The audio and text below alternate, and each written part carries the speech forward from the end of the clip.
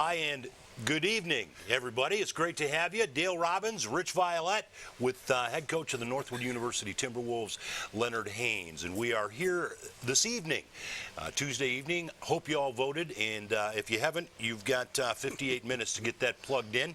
But we had a shuffling of the deck here for our studio. So we want to thank all of the Northwood Replay volunteers and staff that adjusted their schedule to make this happen. And we appreciate the flexibility of both the coach, my brother Rich Violette, and making this happen. So we're glad you're tuned in for this one. It's episode 11, and we are here. We were going to be moving on, getting ready to head up to Michigan Tech on Saturday. We're still doing that, but we were going to talk about an Axe Bowl win and keeping the Axe at Northwood this last weekend over Saginaw Valley, and that is not the way that the cards ended up falling our way, Coach.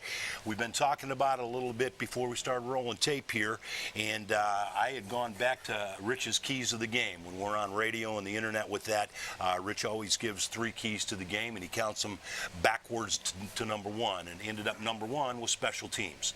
And special teams is the strength, certainly, in this young Northwood squad. The special teams, you guys are nationally ranked in multiple categories, and E.J. Arnold does a phenomenal job.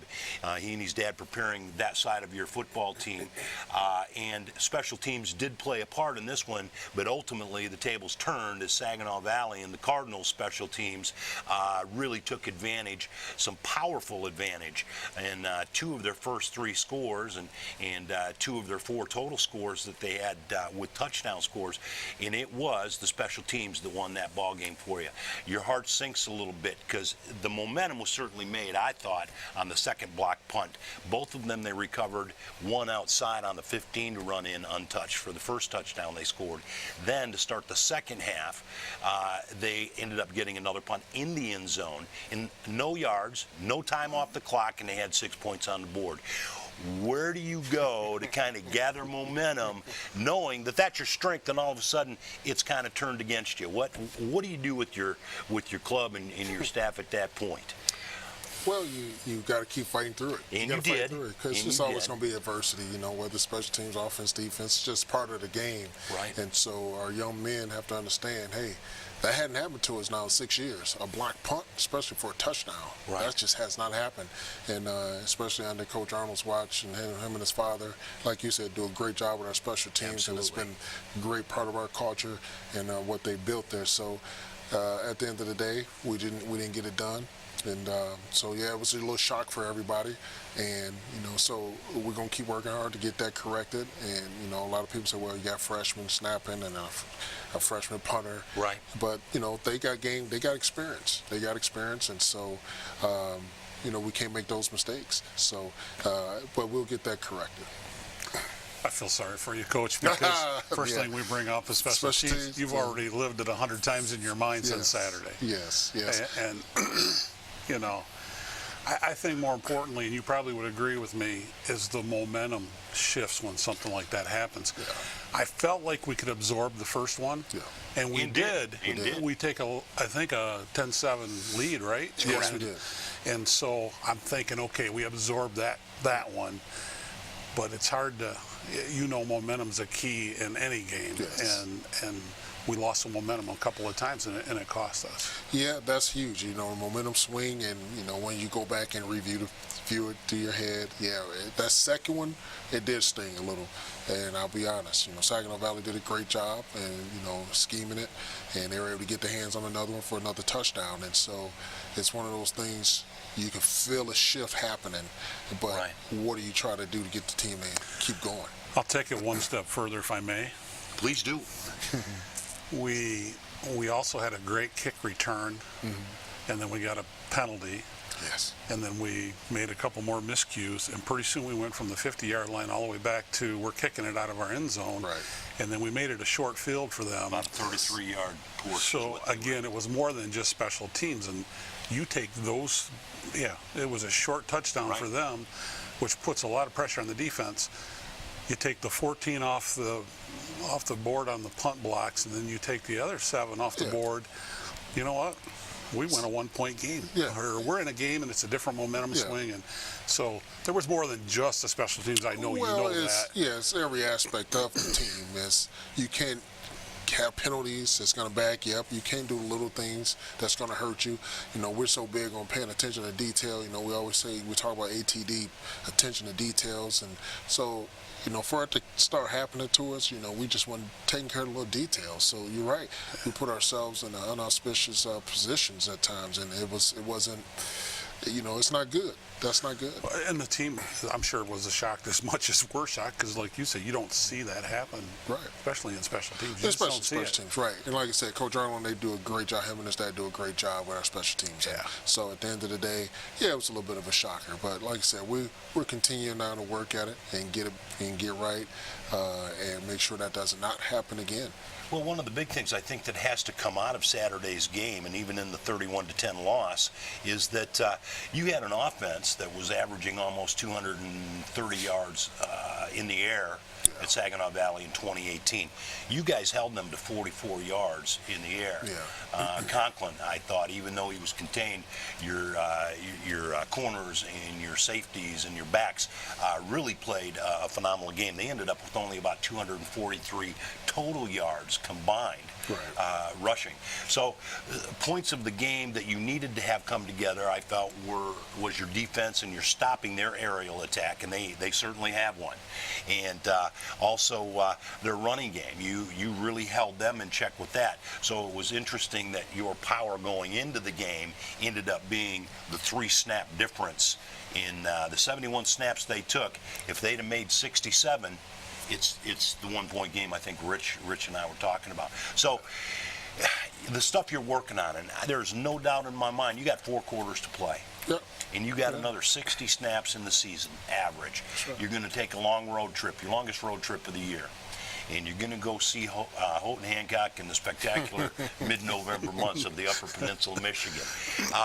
There is still work to do. What are we doing, Coach? What are we doing to prep up for a Friday morning early out? You guys are headed north. You got a noontime kick. How do you come off from what just happened and prepare now for, again, a team that your season's not toast? Right. Yeah. We got one more. We got one more to get it right. You know, our goal is to be 1-0 this week. And so that's what we're prepared. We have practice tonight. Coach is still in office right now as I speak. And so at the end of the day, we're preparing, and the players are preparing, and we're going to help put these young men in a position to be successful. So you just get right back to what you do. Of course you do. All right. And at the end of the day, you know, we let the chips fall where they may, as they say. But we're going to put the work in. We're going to prepare, and once we get up there, we'll see how it all unfolds. And I know you weren't hard on them. I'm sure you weren't hard on them. It's, you know, you're 2-7 this season. Right. It's not where you want to be. It's not where you expected to be. Right. The chips fall where they do. So I'm just, like Dale, was curious about what is your message to the team? I mean, your message is, especially it's a young team. Yeah, it's a young team. And my message hasn't changed. We got to stay the course. We have to stay positive. And it's about the process. And these guys understand that now. And that's a great thing. We have practice tonight. I mean, these guys are out there going hard. You know, they haven't folded tents up. They haven't taken anything down. I wanted to tell you, I rolled onto campus. You boys were practicing for Houghton Hancock football because it was sleeting, it was cold, the wind was blowing. Yeah, we're not going inside. We're going to be outside. That's right. Good for you. Good for you. I was going to ask you that. Yeah, they were. So at the end of the day, we're just going to prepare like we have, and the mentality is good. The morale is still good, and you would think coming off a game like that, you know, they'll be down. No, they're down. Don't get me wrong, they're down. In terms of, because they wanted to win. Is that a motivator? They're disappointed. But that is a motivator. Yeah, they're disappointed, I guess is a better word. But yeah, it's a huge motivation. And so now they're focused, refocused, and now we move forward. And they understand that. That's all we've preached all year. Right. Excellent. I'm kind of looking for, I love these kind of games when it's cold, kind of. A lot of I don't, Rich. I know. But I just, you know. I think kick time it's going to be 26 degrees, so we're going to be ready. And I already know there's going to be snow up there on the ground. So. Well, Coach, we have heavily covered last week's result with respect to the Axe Bowl, and by the way, that's alternated every year for the last 5 years, so it's back in Saginaw for only about 359 more days if you do my calendar math. So let's go ahead and take a look at last week's scores throughout the GLIAC. Yeah. Last week, Ashland, Grand Valley, a real tight game. Grand Valley comes out of there 20-17. Ashland had a chance to win it, as I kind of read through some of the stats. But Northern Michigan over Wayne State, it's a bit of a surprise for me, to be honest. Right. Because Wayne State has been playing really well as of late, and so that's a little bit of a surprise. And you got Fair State 41 over Davenport 17, and Northwood, as you guys know, we fell to Saginaw 31-10. Conference standings here right now. Fair State is still at the top, but an 8-0 record. Grand Valley State is 6-1. Ashland's 5-2. Saginaw 4-3. Davenport 3-4. Northwood is at 2-5. Also with Tech 2-5 in the conference, and at 1-6 around at the bottom is Wayne State and Northern Michigan. And overall, right now, Fair State is 10-0. Grand Valley 2 in the country. 2 in the country. Good for them. Grand Valley State 9-1.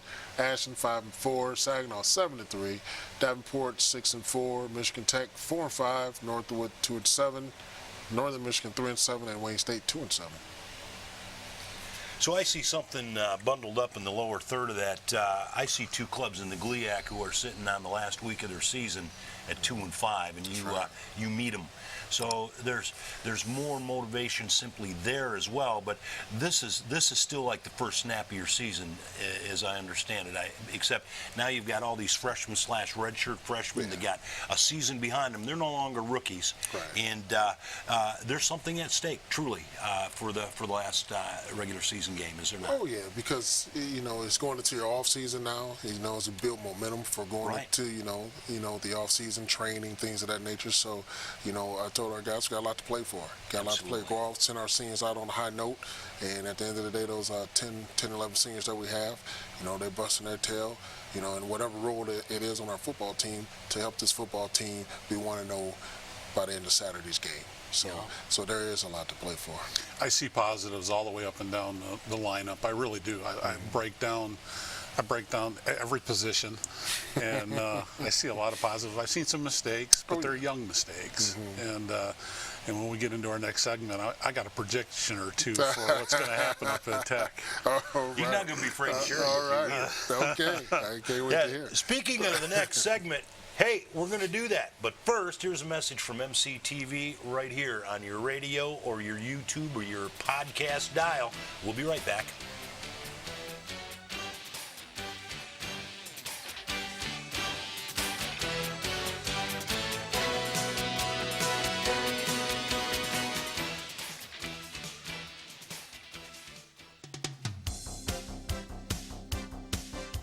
With an amazing studio, fantastic equipment, and a stellar production trailer, there's no better time to become an MCTV producer or volunteer. You can even make your own television show. Check out some of our upcoming training dates and call our station to get started today.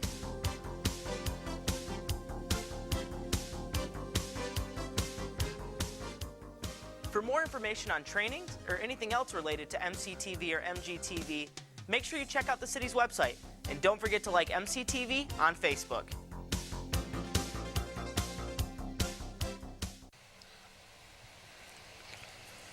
Hi, and welcome back, everybody. Episode 11 of Northwood Replay on a Tuesday night here in the studios of MCTV. Dale Robbins, Rich Violette, and as always, Coach Leonard Haynes of the Northwood Timberwolves. Coach, I'm going to hit the easy button. What about Michigan Tech? Tell us about them Huskies, and what are we looking to go do battle with come Saturday noon? Hey, Huskies.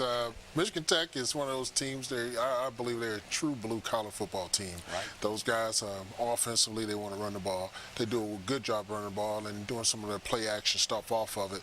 And so some power game, outside zone, inside zone, some of that stuff, 2-back, 1-back sets. So they'll do some different things, try to pound the ball inside and outside on you, and then come off of it with some play action stuff. So defensively, I think the defense is pretty stout. They've been pretty good throughout the year, and those guys, they run to the ball very well. They're very physical, and so they got a pretty good corner up there. And his name escapes me, but he's a pretty good guy that we definitely have to pay attention to as well. So all in all, I think Tech's, again, you throw the records out, they're a good football team. Right. And so we got to go up there and we just got to play football. Play football. Play Northwood yes, football. Absolutely. Right? Play Northwood I figured football. they did some power run, play action, and I'm sure Ark, the quarterback, that's where he's, because he's thrown for Yes. 13 touchdowns. Yes. And 11 of them to two fellas. Yes. So One of I them, imagine Meridian Mustang. one of them, Meridian Mustang. That's Yeah. pretty cool. Yeah. Youngster Wensley. So, Winslow, yeah. so I kind of figured if they had a power run game, they probably did a lot of play action off of that. Yes, they do, and then, they try to set it up. Obviously, as you know, they try to make it look the same and come back. They run some boot action off of it, and and just straight drop back, and a little bit of RPO stuff. Okay. They kind of add a little bit of that into their mix, but at the end of the day, again, Tech is going to be Tech. Their identity is run the ball, and again, play action off that. Well, one thing I've noticed, looking at the stats, of course, we don't get to see the game film like you do. Okay, maybe someday I'll come over and sit and watch you go through it. That. But I think Ark must be a little bit of a gunslinger. Yeah. He's got 9 interceptions on the year. Yeah. So, as I alluded to earlier, one of my predictions is I think we're going to pick a couple. All right. I think Keenan Claim that Williamson's going to get one of them. Yeah, all right. Wilson, I really do. He Really. almost had one last week against Conklin. Almost had one last week. The 2 that he had earlier in the year, Up at Northern. a little bit out of position, but a great athlete, got himself in Recovered. position and made great plays on Yeah. the ball. Yeah. And he's only got an upside to him. Yeah. And so I predict he'll have a big Okay. game. All right.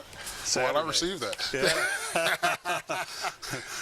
Yeah. So, no, the quarterback, and their quarterback, I think he's new this year in terms of starting, I believe. And so he's going to get better, though. Yeah, we kind of watch him, and we try to make sure our guys understand, he's pretty decent now for what they do.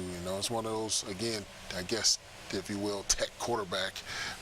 They know how to mold those guys. Right. But so we definitely have to make sure we get some pressure on him, number one, and we want to make him throw some of those balls so we can get our hands on. Pressure's key. Yeah. Youngster, his name is Will. Will Ark. yes, Will Ark. He's averaging Exactly. about 180 yards a game Yeah. in the air up there. I wanted to talk a little bit, and I'm looking at what you're matching up against that. And as I go through your defensive stats and your leaders, I'm seeing a lot of the youngsters, a lot of the corners, a lot of your linebacking core who are leading your team in tackles. And I'll tell you who's been really impressive the last 3 or 4 weeks, and Rich and I have talked about it pretty openly, is a youngster by the name of Luke Baker. Yes.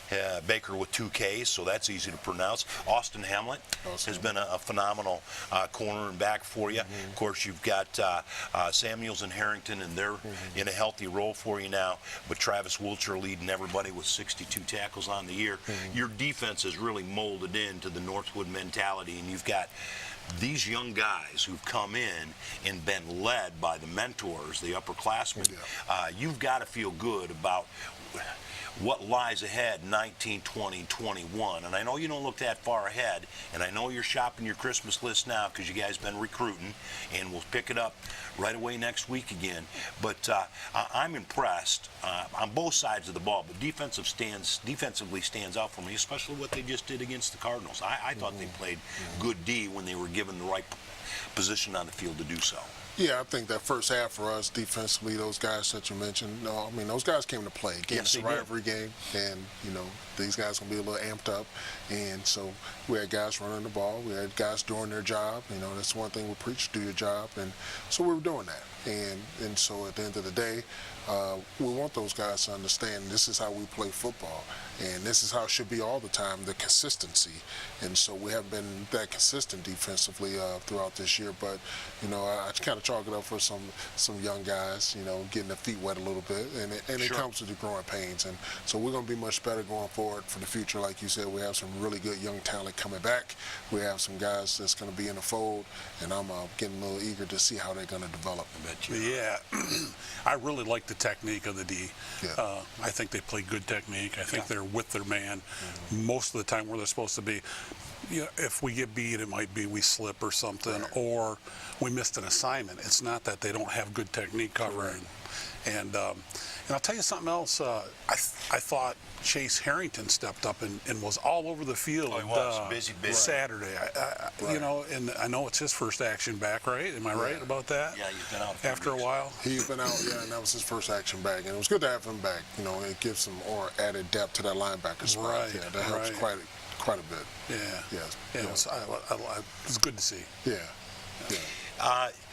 Tell me a little bit about what it's like running a 2-quarterback offensive backfield. Yeah. That's a different look, but there were times it worked. I mean, it was Levy's 32-yard touchdown run on the pitch from Joey Garbarino, and then you line him and Martinez up side by side back there. It's a little deceiving. Is that a Wildcat reference? Is that something? I know you line somebody up straight, but there's some creativity at work back there. Yeah, we're trying to take advantage of both of those guys' skill set, and so that's something we're playing. We did a little bit of it in Wayne State. Yes, you did. And then we wanted to see how we can try to evolve it a little bit, because both of those guys are good football players, and they give our football team some different things, and it can cause some issues for some defenses. And so we definitely want to try to get those two on the field together to see what we can conjure up and to get the ball in Christian's hands or keep it in Joe's hands. And so, it was working. And we want to spread the hits out a little bit for those guys, from taking so much banging. And definitely with Joe just coming back, we want to make sure we try to keep him healthy. Yeah, and I felt, I guess in my mind, I thought you were doing that as well. Yeah. Spread those hits out. Christian, he'll have a great uptick too. I mean, he's a good athlete. When he decides, sometimes great athletes always want to make the big play. So their feet start dancing like this a little bit because they think they can make the big play. Oh, yeah. Sometimes he's got to make that decision. You would probably agree with me. He's got to sometimes make that quicker decision and go. Yeah, and that's actually one thing we talked to him about on the sideline.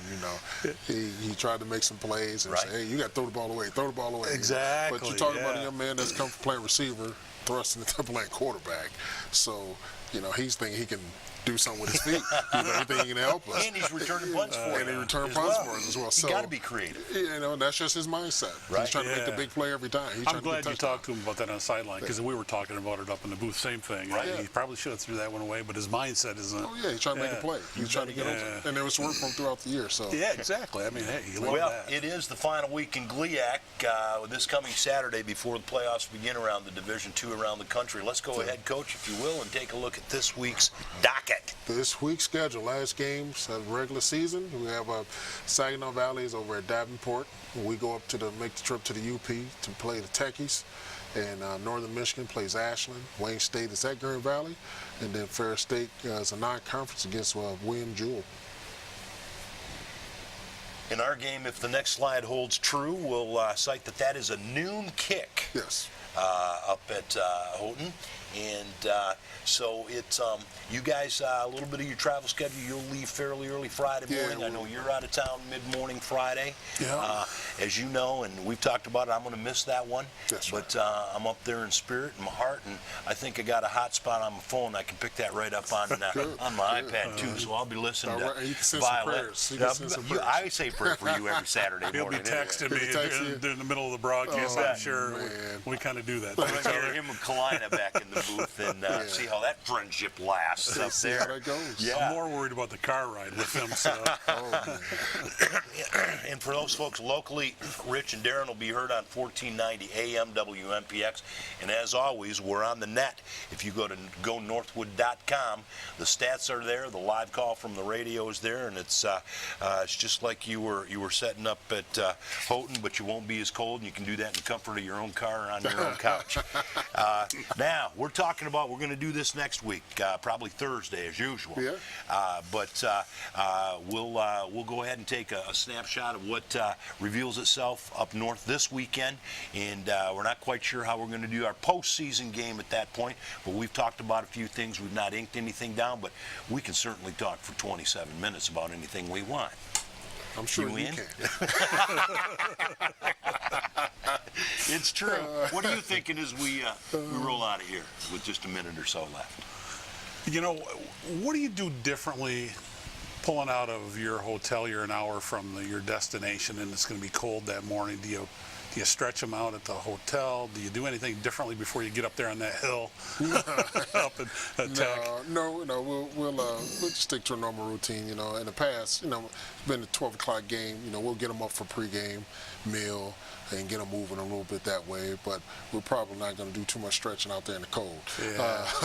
But we want to get them moving around a little bit and just kind of, you know, get them woke up, and because again it's a 12 o'clock game, so things can happen a little bit faster for them. So we'll get on the bus, make the track there, and stay on schedule and Stay go on out schedule, and, do your thing. That's right. Do our Okay. thing. Yeah. Well, I'm certainly looking forward to it. Yeah. And win, lose, or draw, I've enjoyed calling your games this year. Well, I've enjoyed working with you on this Northwood Replay and with Dale and with the crew. It's been a lot of fun. Yeah. And I look forward to many more. Oh, thank you. I appreciate you having you, brother. Yeah. You actually, we had you on the credits as a redshirt freshman. Oh, perfect.